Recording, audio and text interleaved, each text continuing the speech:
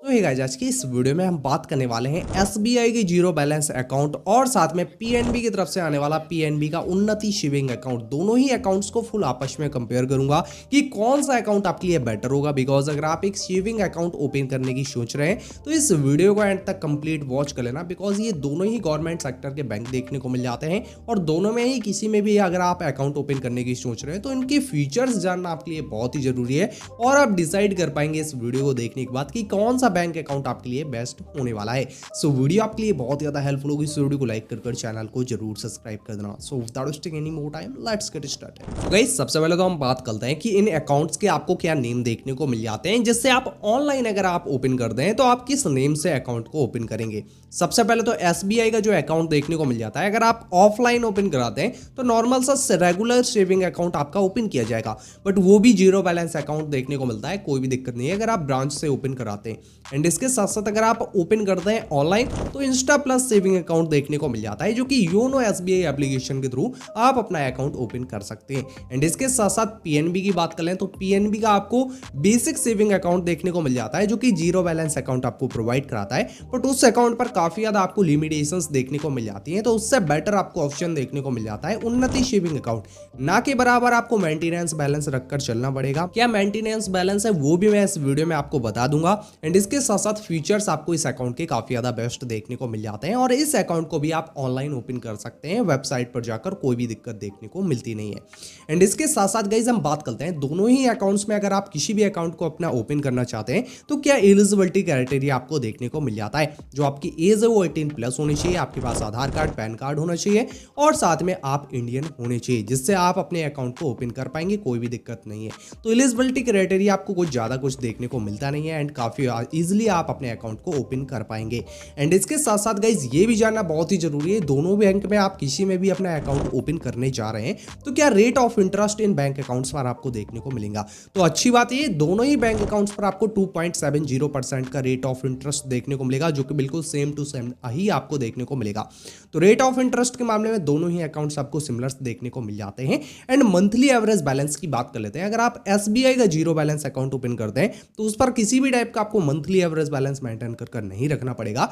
But SBI का regular saving account अगर आप ब्रांच से जाकर ओपन कराते हैं तो हो सकता है आपको इनिशियली डिपॉजिट 5,000 रुपीज या फिर आपको 2,500 रुपीज इनिशियली डिपॉजिट करना पड़े, बट उस डिपॉजिट को आप बाद में निकाल सकते हैं। फुल्ली जीरो बैलेंस अकाउंट आपको देखने को मिल जाता है अगर आप ऑनलाइन ओपन करते हैं, तो किसी भी टाइप का एसबीआई के अकाउंट पर आपको इनिशियली फंडिंग नहीं करनी पड़ेगी। एंड पीएनबी की उन्नति सेविंग अकाउंट की बात करें तो इस पर आपको कुछ मंथली एवरेज बैलेंस मेंटेन कर रखना पड़ेगा। अगर आप रूरल एरिया से बिलोंग करते हैं और रूरल एरिया पर अपना अकाउंट ओपन करना चाहते हैं तो 500 रुपीज आपको इस पर मेंटेन कर रखना पड़ेगा। अगर आप सेमी अर्बन एरिया से रहते हैं तो इधर पर आपको 1,000 रुपीज मेंटेन कर रखना पड़ेगा। अगर आप मेट्रो सिटी या फिर अर्बन सिटी से रहते हैं तो इधर पर आपको 2,000 रुपीज इस अकाउंट के लिए मेंटेन कर रखना पड़ेगा, जो कि अमाउंट कुछ ज्यादा नहीं होता मेंटेनेंस के लिए, बट फीचर्स इस अकाउंट के अच्छे आपको देखने को मिल जाते हैं। तो इतना कुछ आपको मेंटेनेंस बैलेंस दोनों ही अकाउंट्स पर देखने को मिल जाता है।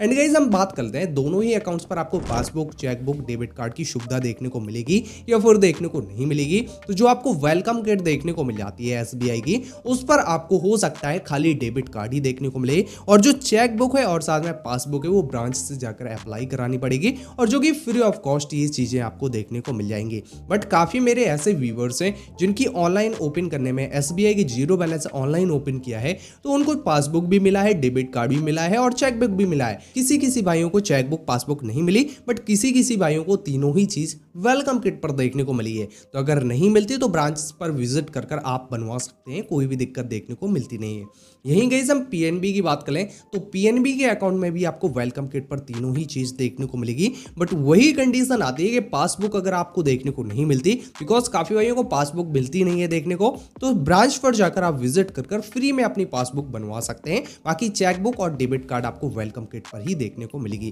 तो ये चीजें आपको देखने को मिल जाती हैं, मतलब तीनों ही चीजें आपको दोनों ही बैंक अकाउंट्स पर देखने को मिल जाएंगी। एंड इसके साथ साथ गाइस हम बात करते हैं डेबिट कार्ड चार्ज का। जो आपको एसबीआई के अंदर डेबिट कार्ड चार्ज देखने को मिलता है वो 125 रुपीज प्लस जीएसटी देखने को मिल जाता है, जो कि काफी कम मेरे हिसाब से देखने को मिल जाता है, जो कि रुपए का क्लासिक डेबिट कार्ड देखने को मिल जाता है। एंड इसके साथ साथ पीएनबी की बात करें तो इधर पर आपको देखने को मिल जाता है 150 प्लस 18% जीएसटी आपको देखने को मिल जाती है। तो ये डेबिट कार्ड का चार्ज आपको पीएनबी के अंदर देखने को मिल जाता है। गाइस हम बात करते हैं एसएमएस चार्जेस, बिकॉज ये एसएमएस चार्जेस काफी ज्यादा बैंक अकाउंट्स पर आपको देखने को मिलते हैं, तो इधर पर भी कुछ एसएमएस चार्जेस आपको देखने को मिल जाते हैं। यही हम एसबीआई की बात कर लें तो एसबीआई में किसी भी टाइप का एसएमएस चार्ज आपको देखने को मिलता नहीं है। अगर आपके पास में अकाउंट होगा एसबीआई का तो आपको पता भी होगा कि एसबीआई किसी भी टाइप का एसएमएस चार्ज नहीं लेती कस्टमर से। इसके साथ साथ पीएनबी के उन्नति सेविंग अकाउंट पर आपको एसएमएस चार्ज भी देखने को मिलेगा कि आपको 17.17 रुपीज देखने को मिलेगा पर क्वार्टर के अंदर। तो ये एसएमएस चार्ज आपको पीएनबी के अंदर देखने को मिलेगा, एसबीआई के अंदर आपको देखने को मिलने वाला नहीं है। हम बात करते हैं ट्रांजैक्शन चार्ज, मतलब आप एनईएफटी, आरटीजीएस और साथ में आईएमपीएस करते हैं तो किसी भी टाइप का एक्स्ट्रा चार्ज आपको पे करना पड़ेगा कि नहीं पे करना पड़ेगा। अगर आप ऑनलाइन आरटीजीएस, एनईएफटी और साथ में आईएमपीएस करते हैं तो एसबीआई में किसी भी टाइप का एक्स्ट्रा चार्ज आपको नेट बैंकिंग के थ्रू नहीं पे करना पड़ेगा और ऑफलाइन आपको पे करने पड़ेंगे कुछ छोटे मोटे चार्जेस, बट ऑनलाइन किसी भी टाइप का चार्ज आपको नहीं पे करना पड़ेगा। एंड इसके साथ साथ पीएनबी की बात करें तो पीएनबी के अंदर, एनईएफटी के अंदर किसी भी टाइप का चार्ज नहीं पे करना पड़ेगा, बट इधर पर आप आरटीजीएस कर दें तो इधर पर चार्ज लगता है, जो कि अगर आपका अमाउंट 2 लाख से 5 लाख रुपीज तक का है तो 24 रुपीज का चार्ज आपको पे करना पड़ेगा।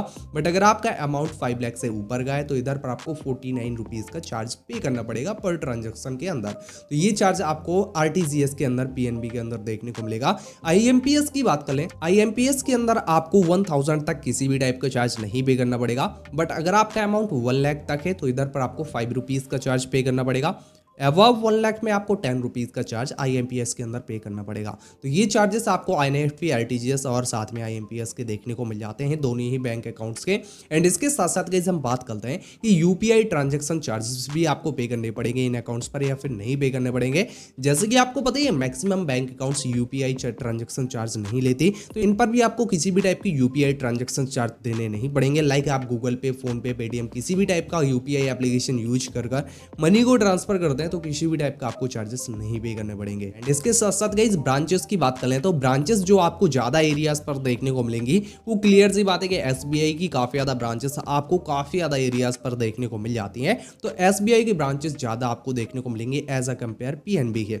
तो पीएनबी की ब्रांचेस थोड़ा सा आपको कम देखने को मिलेंगे अगर आप कंपेयर करते हैं एसबीआई की। तो एसबीआई की ब्रांचेस आपको ज्यादा देखने को मिलेंगे, इससे आपको थोड़ा सा आपको हेल्प हो सकती है। अगर आपके एरिया पर पास है एसबीआई बैंक तो आपको काफी अच्छा बेनिफिट देखने को मिल सकता है। गाइस हम बात करते हैं कि कौन सा अकाउंट आपके लिए बेस्ट होगा। अगर आप दोनों में किसी में भी अपना अकाउंट ओपन करना चाहते हैं तो मैं क्लियर आपसे बोलना चाहूंगा कि एसबीआई का काफी ज्यादा बेस्ट अकाउंट आपको देखने को मिल जाता है, बिकॉज उस पर एसएमएस चार्जेस भी नहीं लगते। साथ में आरटीजीएस, एनईएफटी किसी भी टाइप का ट्रांजैक्शन करते हैं ऑनलाइन, उस पर भी आपको चार्जेस देखने को नहीं मिलते। ब्रांचेस आपको ज्यादा देखने को मिलती है।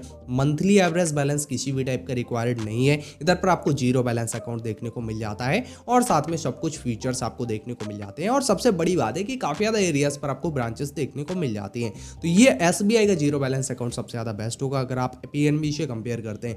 बाकी अगर आपकी रिक्वायरमेंट है पीएनबी का ही अकाउंट आपको चाहिए तो वो भी अच्छा देखने को मिलता है, किसी भी टाइप का आपको प्रॉब्लम देखने को नहीं मिलेगी, क्योंकि मंथली एवरेज बैलेंस देखने को मिलता है वो ना के बराबर देखने को मिलता है और बेनिफिट्स भी काफी अच्छे देखने को मिल जाते हैं इन बैंक अकाउंट्स पर। किसी भी टाइप का फालतू का चार्ज नहीं है, बस एसएमएस चार्ज और साथ में ट्रांजेक्शन चार्ज कुछ आपको देखने को मिल जाते हैं इस अकाउंट पर। बाकी ये भी अकाउंट काफी ज्यादा ओके देखने को मिलता है। अगर आप बोलते हैं दोनों में किसमें ओपन करना चाहिए, दोनों ही हम ओपन कर सकते हैं, किसमें आप एक बता दीजिए, तो मैं आपसे यही बोलूंगा कि एसबीआई ही आप ओपन करिए, because state bank of India काफी ज्यादा बेस्ट अकाउंट आपको प्रोवाइड कराता है जो कि जीरो बैलेंस अकाउंट देखने को मिल जाता है। तो गाइस आज की इस वीडियो में कुछ इतनी इन्फॉर्मेशन आपके साथ में शेयर करनी थी। वीडियो पसंद आए तो वीडियो को लाइक कर चैनल को जरूर सब्सक्राइब कर देना। Thanks for watching.